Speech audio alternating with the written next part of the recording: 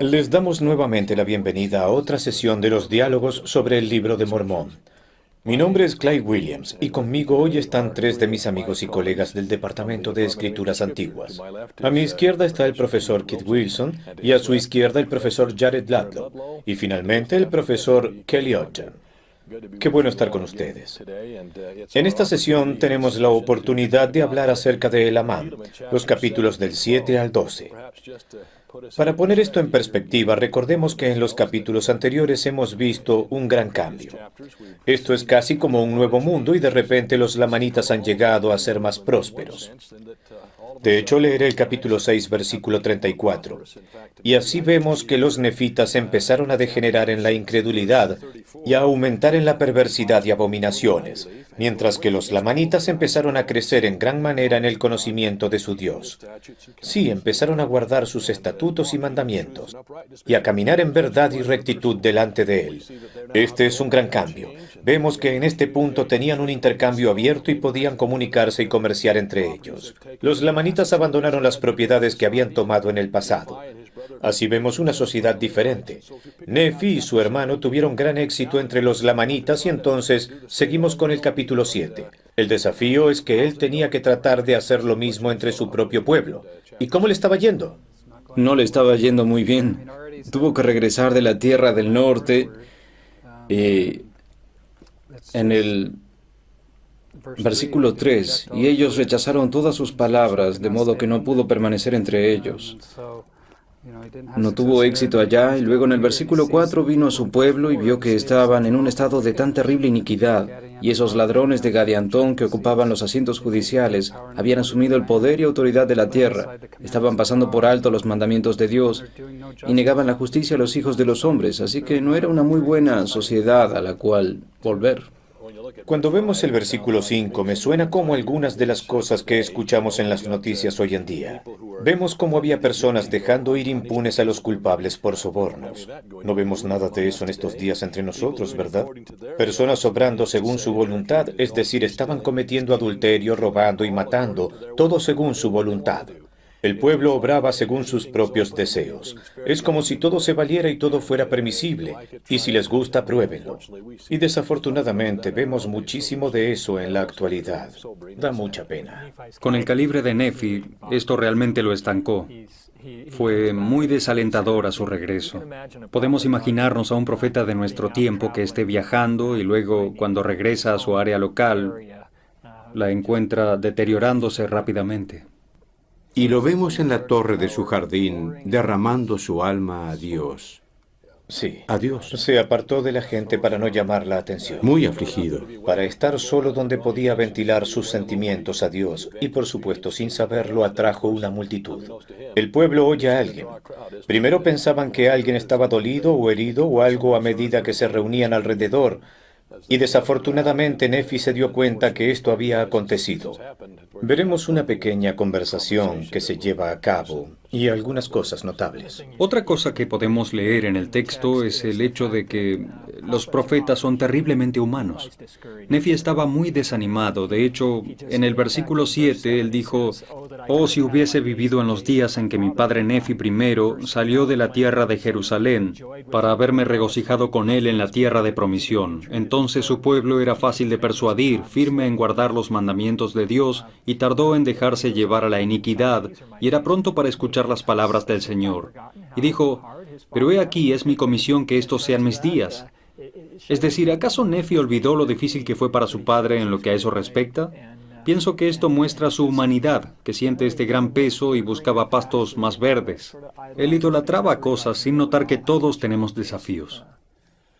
Pero a medida que se daba cuenta, la multitud estaba ahí. Vemos cómo se le volvió ese manto y empieza a enseñarles y predicarles. Es un lenguaje bastante fuerte el que vemos al final del versículo 15. Deberíais estar maravillados de haberos dejado llevar, de modo que el diablo ha asido tan fuertemente vuestros corazones. ¿Cómo pudisteis haber cedido a las seducciones de aquel? Y esto me gusta. Esta es una descripción poderosa. ¿Qué está tratando de lanzar vuestras almas a una miseria sin fin y angustia interminable? Oh, arrepentíos, arrepentíos, ¿por qué deseáis morir? Volveos, volveos al Señor vuestro Dios. Y después explica por qué fueron abandonados, y es porque se habían apartado de Dios. y no estaban siguiendo la voz del buen pastor. La palabra lanzar aquí significa salir sin control, y si pensamos en esto, la gente que se encuentra en camino hacia el pecado está fuera de control. Estaban siendo llevados por la euforia de la situación. Se estaban lanzando, estaban fuera de control y es trágico ver que eso suceda. Así es, él podía ver que tenía una congregación y estando lleno del Espíritu como profeta que era, comenzó a enseñarles y testificarles. Habían tenido muchos profetas. El capítulo 8 habla de Moisés y los santos profetas. Abraham vuelve a Abraham. Abraham vio la venida del Salvador. En el capítulo 8, versículo 17 dice, y se llenó de alegría y se regocijó. Y he aquí os digo que Abraham no fue el único que supo de estas cosas, sino que hubo muchos antes de los días de Abraham. Y en toda la página, él continuó con los profetas que habían testificado. Senos, Senoc, Esías, Isaías, Jeremías, todos los profetas. Así que ese es el propósito de ser un profeta. Él lo tomó en ambas Su direcciones. propósito es testificar del Salvador. Él dijo en el versículo 24, tantas evidencias que habéis recibido. Ahora, entre estas personas que estaban allí escuchándole, dando estas evidencias, estaban algunos de los jueces menores y estaban un poco molestos e incrédulos, así como muchos otros debieron estarlo. En el capítulo 8, versículo 6, sabemos que es imposible, somos poderosos, nuestras ciudades son grandes, no pueden tener dominio sobre nosotros, no seremos destruidos. Y tal vez pensaban que los lamanitas eran sus amigos también, así que ¿quién los iba a destruir? Y de alguna manera pienso en eso hoy. No tenemos una gran potencia mundial, pero hay muchísimas combinaciones. Así como ellos tenían lo que fue su ruina, se iban a presentar los mismos problemas, pero ellos no creían, no veían y no aceptaban, y llevado por el Espíritu les prometió una señal. ¿Y cuál era el escenario de todo esto? La única salvación para todas estas enfermedades de la sociedad que él les detalló es Cristo. Debemos volver a Él. Lo dice el libro de Mormón. Debemos servir al Señor o seremos arrasados. Y, por supuesto, porque ellos no creían que Él profetizara la muerte del juez superior al final del capítulo 8, y les dijo que Él acababa de ser asesinado. Eso les llamó la atención. Y su reacción, por supuesto, fue, ¿qué hacemos? Enviemos a algunas personas para que vayan, verifiquen y vean si es cierto. ¿A alguien le gustaría continuar y hacer un rápido resumen de esa historia y lo que aconteció allí, en el capítulo 9? Vemos lo que sucedió aquí. Estos 5 hombres fueron a verificar lo que Nefi había dicho. Cuando llegaron allá se asombraron porque en efecto todo había ocurrido y estaban preocupados porque el resto de las profecías que Nefi pronunció llegarían a acontecer, significando esto su destrucción. Y fue tanto que literalmente se desmayaron. Otros que caminaban por el lugar vieron al juez superior y a estos 5 pensando que ellos eran culpables. Los pusieron en prisión y eventualmente la escritura regresa a las personas que estaban con Nefi, quienes lo retuvieron para que no los engañara al decir que esto había acontecido, y entonces comenzaron a pensar, Nefi, ¿con quién te has confabulado? ¿Con quién has convenido hacer esto? Y eso lo llevó a dar otra profecía bastante dramática, básicamente escribiéndoles el guión. Van a la casa de Seantum y le dicen esto y esto, y por supuesto lo confrontan. Así que cuando descubren que en efecto Seantum había hecho esto, ¿qué efecto tuvo esto en las personas o qué efecto no tuvo en esas personas en general al fin del capítulo 9? Se propaga una gran cantidad de reacciones diferentes. Algunos de ellos lo consideran un dios, porque ¿cómo podía él saber estas cosas si él no fuera Dios? Pues he aquí nos ha declarado los pensamientos de nuestros corazones. Y en el capítulo 10, versículo 1, dice que surgió una gran división entre el pueblo en cuanto a quién era Nefi y cómo podía él hacer eso. Luego comenzaron a discutir esto entre ellos y se separaron cada uno por su lado. Y luego, esta frase interesante, dejando a Nefi solo, mientras se hallaba en medio de ellos. Estas fueron unas profecías bastante dramáticas que se dieron para ayudarlos si escuchaban y creían y se volvían a Cristo. Pero aún así siguieron sus caminos. Nadie se detuvo y dijo, bien Nefi, debes tener razón. ¿Qué hacemos ahora? Es sorprendente. No es de extrañar que en los siguientes versículos del capítulo 10 él estuviera muy desanimado. ¿Quién no lo estaría? Es como un prototipo para las cosas espirituales, para el conocimiento espiritual. Las señales no convierten a las personas que no están inclinadas a mirar esto con sus corazones. Ellos veían las cosas y las dejaban pasar. Podemos mostrarle a alguien, a un incrédulo, la naturaleza física del libro de Mormón, que alguien haya escrito este libro en 60 días, con hebraísmos por todas partes, una persona indocta de quien su esposa decía que no podía escribir una carta coherente. Y en 60 días lo produjo y podemos mostrarle que si su corazón no está predispuesto a pensar, sentir y a abrir el mensaje del libro de Mormón, su poder lo verá solo como una copia de la Biblia. Es tan indicativo esto acerca de las señales. Eso nos podría desanimar un poco. En el versículo 3, Nefi dice, hallándose muy desanimado por motivo de la perversidad de los nefitas, con las mismas condiciones de hoy, secretas obras de tinieblas y sus asesinatos y robos y toda clase de iniquidades. Así que mientras estaba meditando, llegó una voz diciéndole, bienaventurado eres tú, Nefi, por las cosas que has hecho. Porque he visto que has declarado infatigablemente a este pueblo la palabra que te he dado. Realmente me gusta la palabra que se creó ahí. Infatigablemente. Hay un mensaje aquí. No nos cansemos. Es un mensaje para nosotros. Pablo también escribió acerca de eso en Gálatas 6, versículo 9. Él dijo, no nos cansemos de hacer el bien. Y Nefi es un gran ejemplo de no cansarse. El camino será largo, pero debe continuar. Nosotros cantamos, pon tu hombro a la lid. Y el presidente Hinckley también lo fue, aun cuando parecía cansado. Tuve un vecino que fue presidente de misión. Le recogió en el aeropuerto, lo miró y le dijo, presidente, se ve demasiado cansado. Y él dijo, bueno, francamente estoy muy cansado, pero yo hice convenio de que desgastaría mis piernas en servicio del Señor. Y así vemos que infatigablemente es una gran palabra. Además de esa gran calidad, hay por lo menos 3 más en ese versículo. Continuemos y leamos el resto de eso. Los que van a ser factores, si alguien quisiera las bendiciones que Nefi recibió, en los siguientes versículos. Esto es lo que tenemos que hacer para obtenerlas. Primero, declarar la palabra infatigablemente. ¿Qué más? Kelly continúa. Y no les has tenido miedo ni te has afanado por tu propia vida. Antes bien, has procurado mi voluntad y el cumplimiento de mis mandamientos. Así que resumamos algunas de ellas. Él estaba hablando de ni te has afanado por tu propia vida. Pensemos en esto. Lo que él realmente estaba diciendo es que no se había afanado por proteger su vida. Había puesto su vida en peligro entre los lamanitas. Él tuvo que ser rodeado por fuego para que su vida fuera preservada en esa ocasión y en otras, que probablemente no sabemos, y aún entre su propio pueblo había sido amenazado. No conocemos detalles, excepto de que estaba acusado de asesinato hace unos días. Así pensaba él, no importa, arriesgaré todo. Y era algo así como, no quiero hacer mi voluntad, sino la tuya.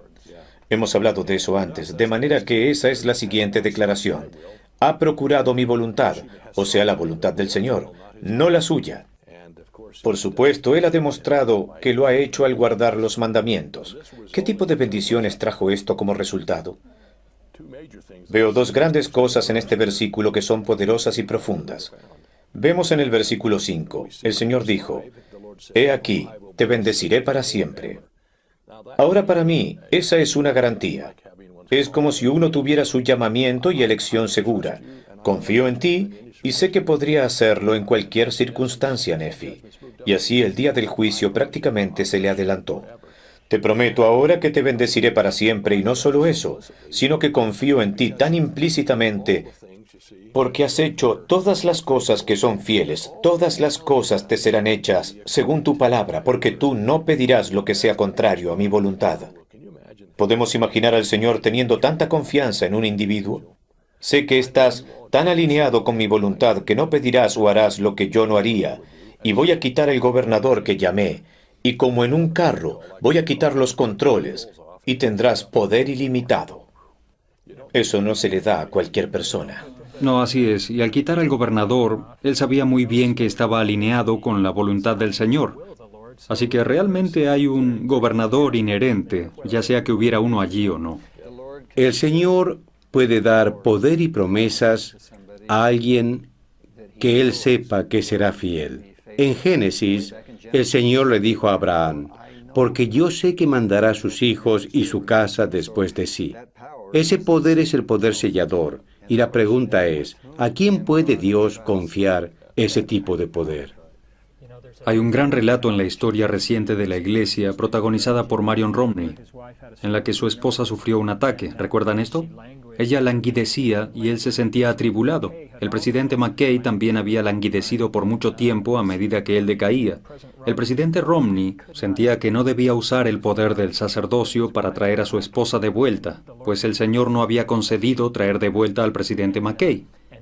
El presidente Romney estaba leyendo y orando, y las palabras del versículo 5, capítulo 10, le vinieron.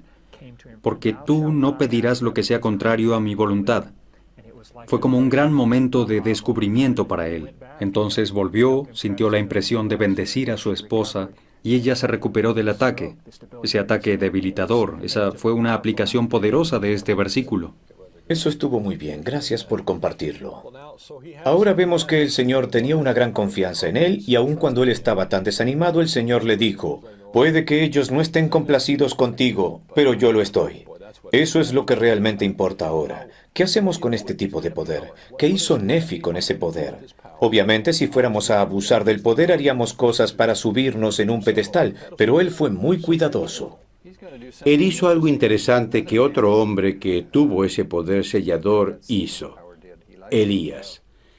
Él dijo, ¿qué vamos a hacer para que estas personas se humillen? ¿Qué tal una hambruna? Las guerras tienden a humillar a algunas personas, pero el hambre, cuando no tenemos nada de comer, cuando no llueve y hay hambre, así como dice en el capítulo 11, versículo 5, hubo gran hambre, y en el 7 dice, y empezaron a acordarse del Señor su Dios. Ellos habían estado en un curso de autodestrucción con guerras justo en ese momento, y prácticamente si algo no hubiese acontecido, probablemente para que se hayan destruido en ese momento, ahora el hambre los cambiaría a un modo de autopreservación, porque estaban preocupados por morir de hambre. Es interesante, pero por supuesto el peligro de algo como esto es ¿qué los ha humillado? Un estómago hambriento es una manera de ablandar una dura cerviz. Su circunstancia, pero sabemos, acabamos de hablar de eso antes. Ese es un buen catalizador, pero a menos que ellos realmente captaran la visión y comenzaran a humillarse por la palabra en sus corazones, esto no duraría. Y desafortunadamente en este capítulo vemos que por lo menos eso es exactamente lo que sucedió. En cuestión de no muchos años, lo vemos aquí en el versículo 26, vemos cómo cambiaron las cosas completamente, y es trágico. Uno piensa, ¿cómo pudo suceder esto? Cuando habían sido tan humildes recientemente. Pero a menos que uno, una vez que es humilde y se comienza a hacer las cosas correctas, por las razones correctas, no permanecen con uno. Y esto, por supuesto, da lugar a un debate de este ciclo trágico que no solo estas personas, sino todo el género humano parece querer atravesar a través de toda la humanidad. ¿Algún comentario acerca de este capítulo o escenario que vemos en estos versículos del capítulo 11 y 12? Hace años, una autoridad general y yo estábamos sentados en una habitación en Jerusalén, hablando acerca de cómo el Señor iba a llevar el Evangelio a otros pueblos en esa parte del mundo. Y la autoridad planteó este mismo asunto de Elamán, de que el Señor podría causar hambre en esta parte del mundo. Los petrodólares no se pueden comer. Una manera de humillar a las personas para que estén en una posición de querer escuchar. Yo escribí aquí en el margen algo del presidente Kimball. En la conferencia de abril del 1977 dijo, el Señor algunas veces utiliza el clima para disciplinar a su pueblo por la violación de sus leyes. Así que esa es una manera de persuadirlos.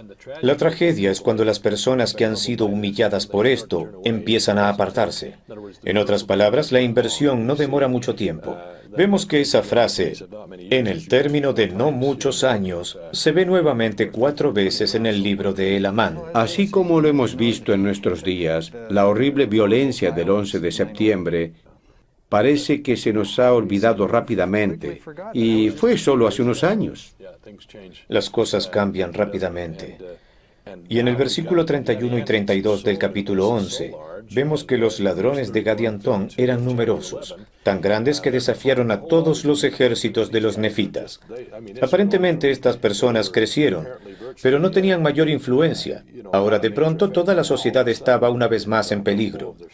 Así que vemos esto, somos prósperos y comenzamos a volvernos orgullosos, altivos y malvados. Luego el Señor tiene que hacer algo para reprendernos. Comenzamos a arrepentirnos, nos libera y nos convertimos en un abanico, y continuamos así. Podríamos incluso sentir un poco de brisa de lo rápido que damos la vuelta. Y el punto central de eso, de que los profetas continúan trayéndonos de vuelta una y otra vez, son estas referencias reiteradas de Cristo. Cristo ya sea siendo la roca de nuestro Redentor, o como en el capítulo 8 que vemos a Nefi, quien estaba tratando de enfocarlos en el relato antiguo de la serpiente en el asta. Esto es algo curioso en el libro de Mormón. La serpiente de bronce del capítulo 21 se menciona 5 veces en el libro de Mormón, a medida que los profetas lo repetían con sus pueblos. Tiene su primera aparición en nuestro texto del Antiguo Testamento. Hay una breve referencia a otra en Ezequías, la cual la gente malinterpretó. Hay un par más en el Nuevo Testamento, pero no se acerca a la versión que se hace de esta en el libro de Mormón. Y esa es la gran demostración de que no los curó porque ellos se rehusaron a mirar. ¿Por qué no miraron? Porque no creían que los curaría. Esa es la razón por la que muchas personas no miran a Cristo, porque no creen que Él realmente pueda curarlos. Es un poco anticuado, ¿saben? Esto se convierte realmente en el problema de la humanidad, la fragilidad humana, y creo que esto nos lleva a la editorial más grande en el libro de Mormón, el cual es el capítulo 12. Aquí tenemos a Mormón diciendo: yo he leído toda la historia de nuestro pueblo, he visto mucho de sus días, y estoy escribiendo esto para ustedes, y estoy aquí para decirles que esto es un dilema. ¿Tienen algún comentario? Deberíamos leer estos versículos.